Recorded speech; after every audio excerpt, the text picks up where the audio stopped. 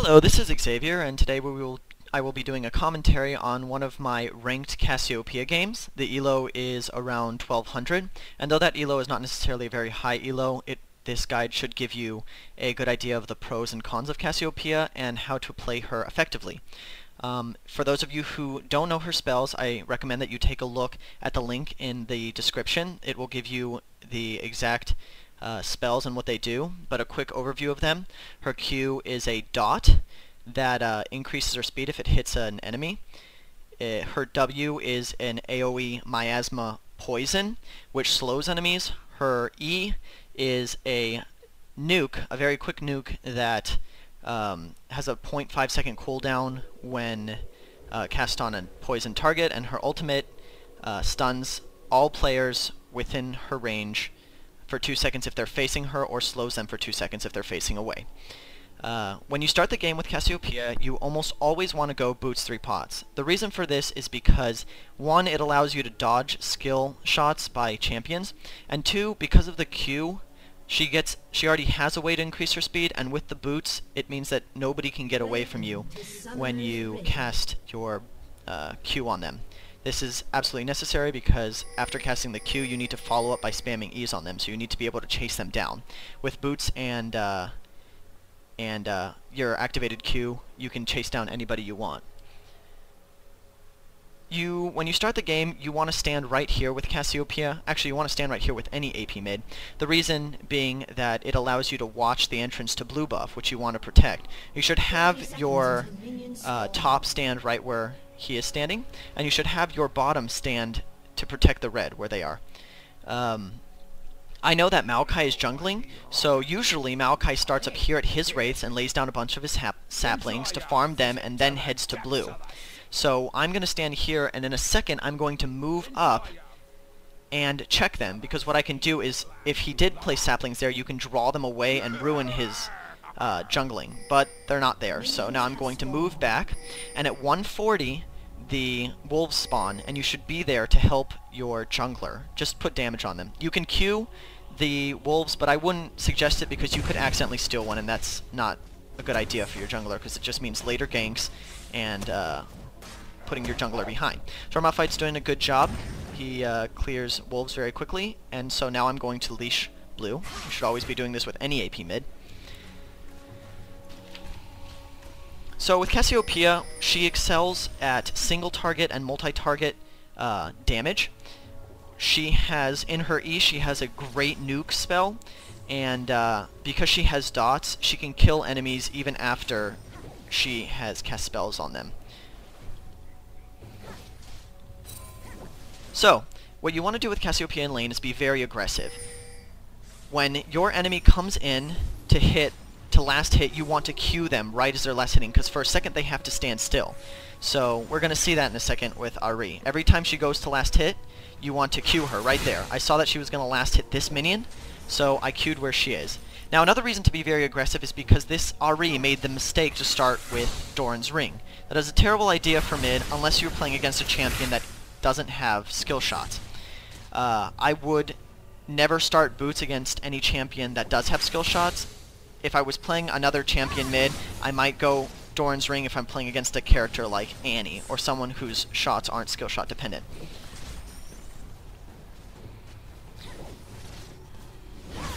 When you're playing with Cassiopeia, there are 2 options. You can max out your Q first, or you can max out your E.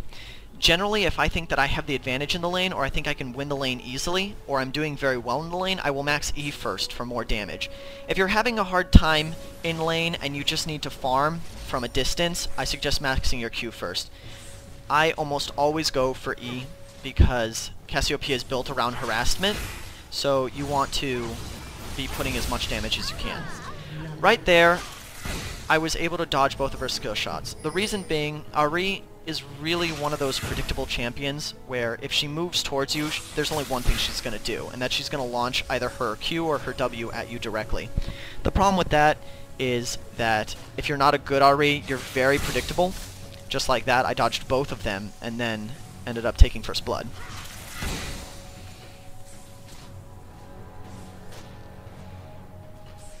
So right now I'm just farming. If I if I didn't know where Maokai was, I wouldn't have stuck around so long in lane, but since I knew that Maokai was top, I went ahead and just farmed up the last wave, since I knew that there was no one coming for me. When I go back, the very first thing you should buy with Cassiopeia is 2 Dorans rings. The reason being is that Cassiopeia with 2 Dorans rings becomes very deadly. With the extra ability power and mana regen from both of them, plus the extra health, she becomes a powerhouse in mid. Cassiopeia's strongest is between 1 and 7, levels 1 and 7. This is because she out-damages and out-harasses most champions. Once she hits 6, her ultimate is devastating.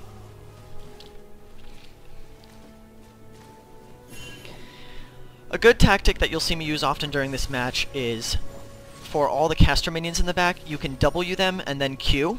The reason you want to do this is because it quickly kills the minions in the back. You want to use this when you're getting pushed up to your tower. So you'll see, I'll probably end up using it right now. But if you're getting pushed up to your tower and you want to quickly push back, you are going to have to use your W and Q on the back line, and then just, you know, auto attack the ones in the front, or use your Q if necessary. And there you have it. I saw that I was going to get pushed up to the tower, so I W and Q'd onto the back line. And I'm going to finish off these minions up here. So if we fast forward a bit, I'm just basically free farming. You want to harass when you can, but the first part of the game is all about farming. You want to get as many creep score as you can. Right now I saw Maokai coming in, so I backed off because I don't want to get ganked.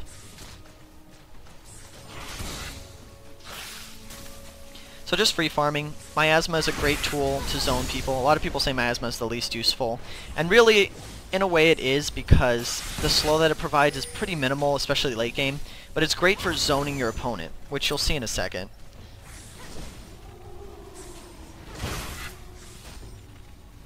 So right here, you're going to see me zone her a little bit by throwing my Miasma in this area. The reason you want to do this is because when you throw Miasma there, it forces her to go around. And if I stand right here, it means that she doesn't have access to minions without confronting me directly. And you see how easy her spells are to dodge. A good Ahri won't let you dodge so easily, but this is clearly not a good Ahri. And I realized as soon as I realized that she had started Dorans, I knew that I had to play very aggressively because I knew she wasn't going to be a very good Ahri.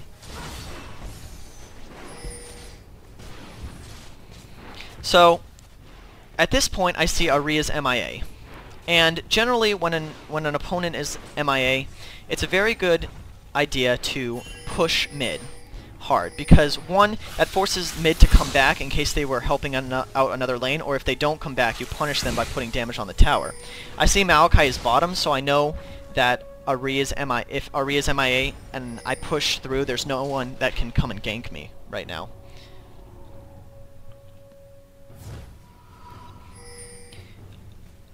Cassiopeia is a very strong pusher, so when you have a good idea is, especially if you have blue, is to clear your lane, just push it very quickly and then go gank other lanes. As you can see, WQ cleared the back line very quickly, and I cleared up the front line, and now I'm going to go gank bottom.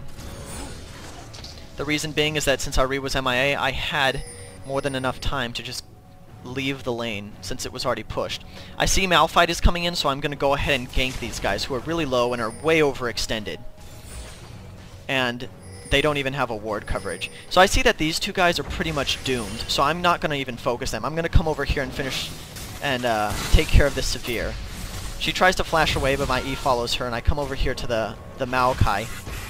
Miss my first Q, land my second one for the speed increase, but have to flash in to get that E off. Unfortunately, she had full health, and I wasn't willing to chase her into a bush that I didn't have vision on. That's generally a bad idea, especially since I had less health than she did.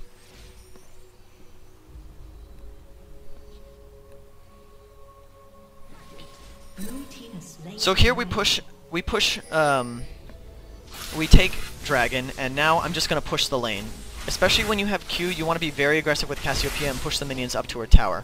The reason being that by pushing up to the tower, you deny her farm because the towers kill the minions. Here, I'm not quite sure where Poppy is, but I saw her poke her head out over here, so I want to double check our red to make sure that she's not doing that. And you should be very aware of your buffs, because they're very important to your jungler, and without the buffs, your jungler cannot really help you get the ganks that you need. So be wary of not just your own lane, but other lanes. You should be watching all the lanes. Right now, I think I'm going to back. I'm going to push the lane and then back. You want to make sure that you push the lane so you don't take tower damage.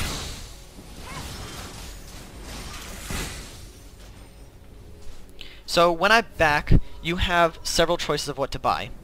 You can buy boots, you can buy Giant's Belt, or you can buy a Hextech Revolver. If you're dominating lane, you generally want to start out with boots. If you are in need of more HP because you're getting bursted down, if you're playing against a Vigar, for example, you might want to pick up a Giant's Belt. And if you are not really dominating lane, but you need a little bit more sustain, it's always great to start with a Hextech Revolver. I started with boots and a Giant's Belt because I was dominating lane, and with boots and a little bit of extra health, I knew that I would now be unstoppable in this lane.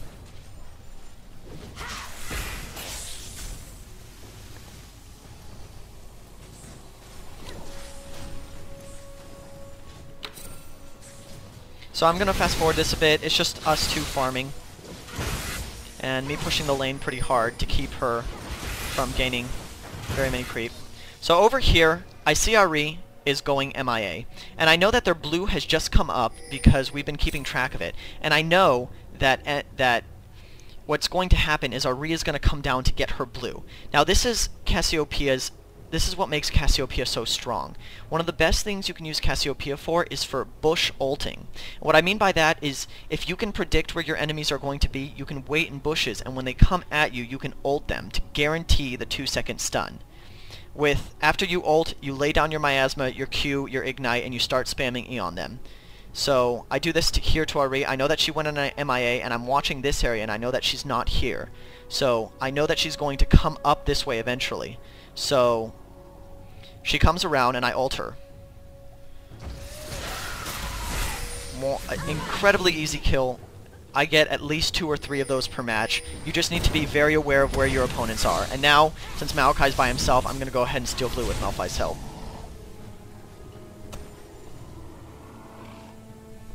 So, with Ahri dead, I know that now is a great time to push mid. I'm not really worried about Maokai because because we've been invading his jungle, I know that he's underleveled. Right here, I'm positioning myself in front of the minions so that my minions don't get distracted by purple side's minions. By doing this, they focus more on the tower and keep attacking it for more damage.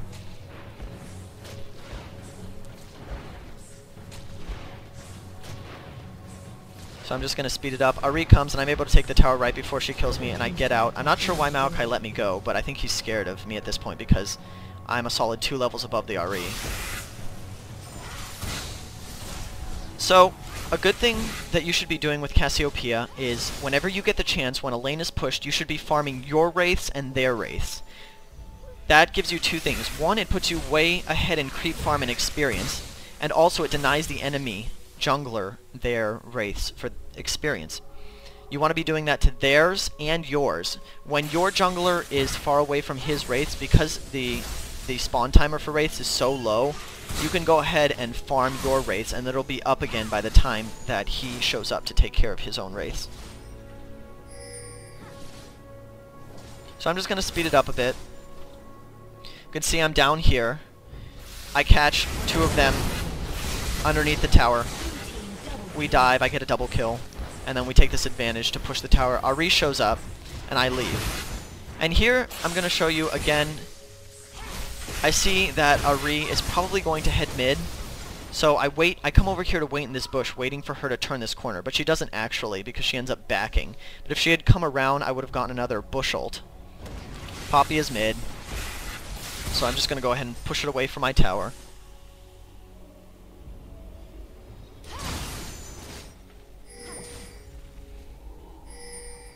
I see a top. Top is in an incredibly overextended position, and they overstay their welcome, so I'm going to clear up this Maokai. Gangplank gets away, but we're able to then pick off the Poppy. They even had a ward here, and they did nothing about it, and it was terrible.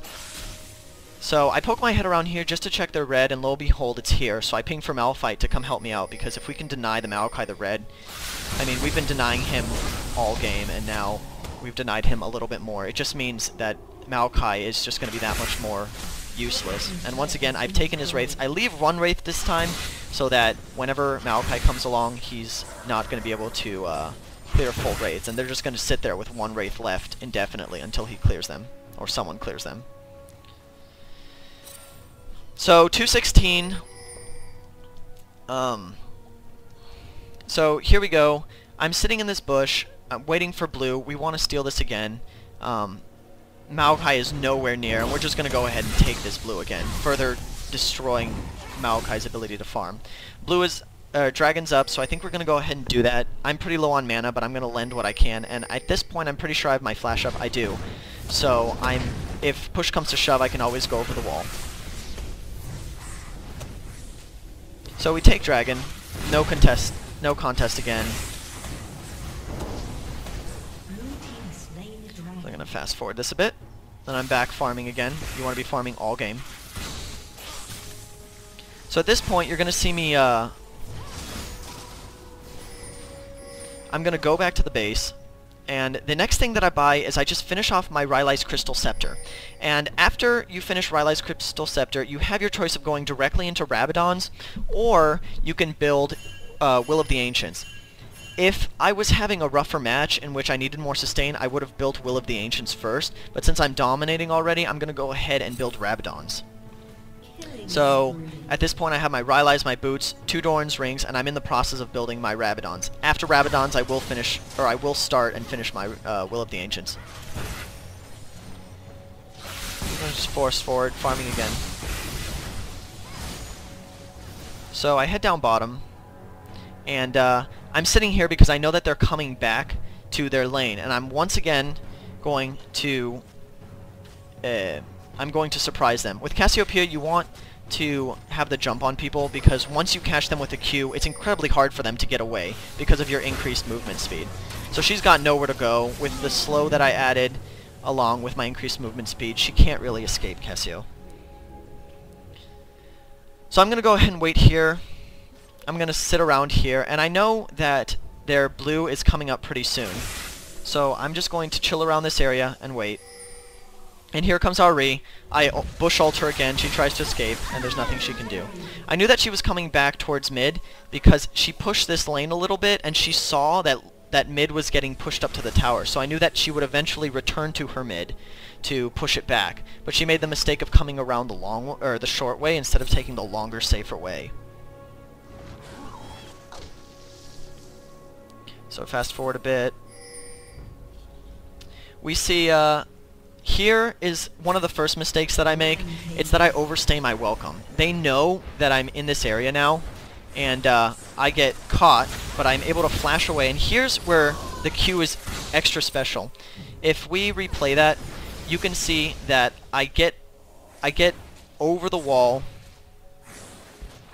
I flash over this wall and then land a Q on Severe. What the Q does is it gives me increased movement speed, and it's just enough for me to get away.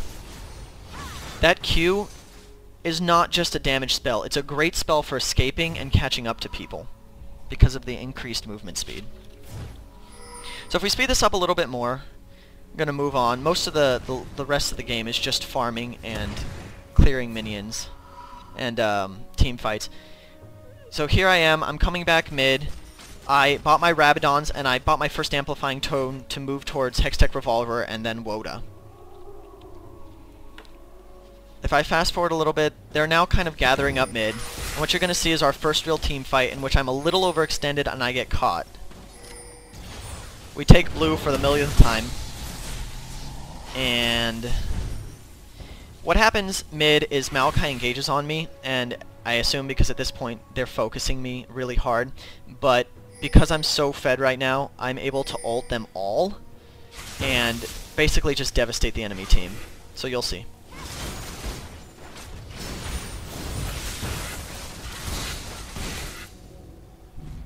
So pushing mid. And here comes the Maokai is going to engage on me. He engages right here. I know that I'm about to die, so I ult. and just devastate them. And my Q, even after I've died, picks me up a triple kill. It picks up a triple kill for me and a double kill for our AD carry. At this point we know that the game's practically over, so we're going to go ahead and push our advantage. So if we fast forward, it's just us clearing minions. I've bought my Hextech Revolver at this point, and I wait around a little bit and pick up Will of the Ancients. I go over here and ward Baron because Baron should be warded throughout the whole match. Just because you're not the support or the jungler doesn't mean that you don't have to buy wards. You should be buying wards the whole entire game.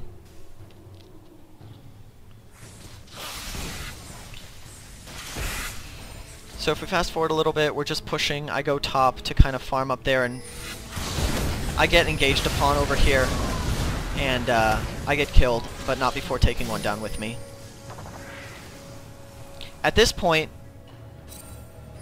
where the victory is almost completely secured, I'm going to run up, and Poppy is going to engage on them, and Poppy goes too far and gets killed. So at this point I call for my team to do Baron. The reason you want to do this is because when you have a really strong lead and they have an enemy down, there's no better time to do Baron. They can't really contest it because, one, they don't have this warded, so they don't even know that we're doing it, and even if they did contest it, we would absolutely wreck them at this point. So at this point in the game, once you've built your Rabadons, Rylai's Crystal Scepter, and Will of the Ancients, you have a choice. I usually go with a defensive item. The reason is that Cassiopeia is really strong, but she's very squishy, so if she gets jumped by multiple people, even if she has all the damage in the world, she can't really deal with multiple opponents CCing her. So I generally go with one defensive item at this point. Looking at the score, I see that Ahri is 0 and 5, so AP is not really a problem, and the rest of the team is mostly ADs. So I go ahead and start building a Zhonya's Hourglass. For your defensive weapon, you're either going to want to build Zhonya's if you're having problems with AD, you're going to want to build Banshees if you're having problems with AP, or if you're not really having problems with either, but the team is doing pretty, you know, they're both the AD and the AP are equal damage, you can buy a Guardian Angel because it provides both armor and magic resistance. So at this point, with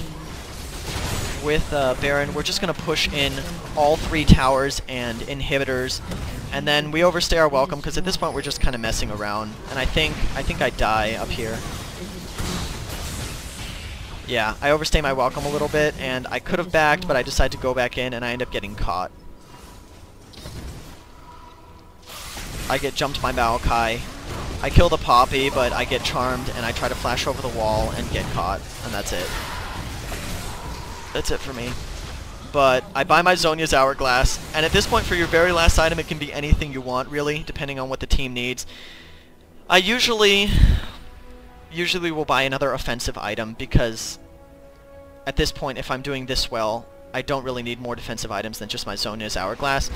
But if you do need more defensive items, you can get something like a Banshee's Veil, or if no one else on your team is bottom, you can always get a Frozen Heart to deal with the AD. So I think this is it. I'm pretty sure we push in and destroy all their towers and completely obliterate them. But so anyway, Cassiopeia is an incredibly strong AP mid. What makes her so powerful is her early game harassment, her high damage early game, and the fact that she doesn't fall off late game. Champions like LeBlanc have very high damage output early game, but fall off incredibly hard late game, where Cass is very strong early game, and she's still very strong late game due to her high damage, high burst, and the 2-second stun on potential 2-second stun on the entire enemy team. When it's not recommended that you pick Cassiopeia against people who are going to cause you a lot of problems. Like AD champions mid, like Talon, give Cassiopeia problems, mostly because they're very mobile and they can go invisible, which means landing your Q is very hard. There are many pros one of the only cons that I can think of about Cassiopeia is she's incredibly squishy, and she is very position dependent. You need to get up close and personal in team fights, but not too close where you get caught, because a caught Cassiopeia is a useless Cassiopeia. You need to stay back before you engage in team fights, and get your ult off on as many people as you can. Anyway, I hope you have enjoyed this guide on Cassiopeia, and on general gameplay. If you are interested in the masteries and the rune pages, they're all in the description, as well as the link to Cassiopeia information. I will be posting other guides eventually. Alright, thanks.